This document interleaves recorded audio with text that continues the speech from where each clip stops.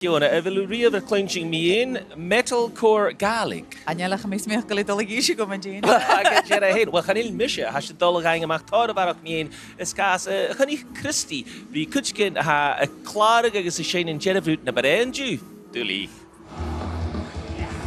Gaelic al de natchen uren, shin na hashin je gieri, agus shin na hashin je fijn van a Ghaol Ghaol. Ik heet Gaelic metalcore Cailean sin tul. Shout at a garden stage. Rock it out!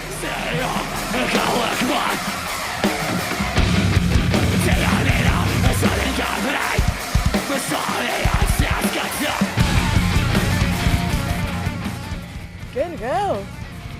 Best good man. Best good man. Gaelic metalcore.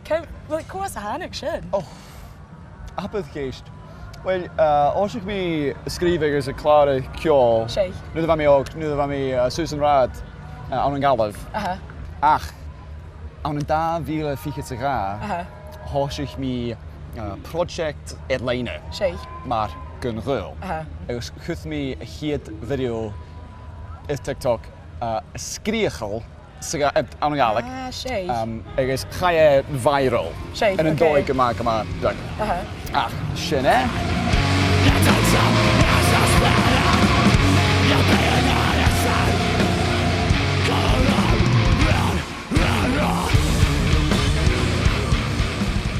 How cool is that Gaelic cleansing on an ashkin ude? En wil ik kukken mag u de Gaelic klachke aan een stijle kjol jifflietje. Oh, ha. Hey, goed te mag goze wie het Janu kjol metal aan een Gaelic. Shay. Het ga het hoort kjol Gaelic aan een gne tradition te. Shay. Maar is simpel. Ach, is zingen in een Ghaol metalcore centul wie ze gelijk ze Gaelic. Shay. Ik is hashen scandal.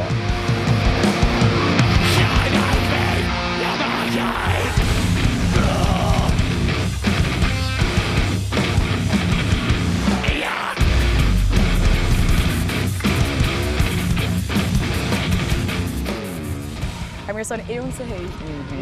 Maar de Yomi is dat glasse de huur.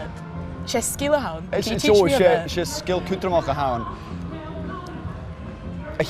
Hier came. Shay. Tarang anal moor. Ik krijg een diaphragm maken. Shay. Ik is een oorschen, kom de hullerud tight. Shay. Ik is een oorschen, vaak saai. Ik is een oorschen, ik krijg beginnen waar ook kuoch. Shay. Wa. Wa. Kijk, vast. Wa. Wa. I was mentioning, can you mention big kind of out of practice?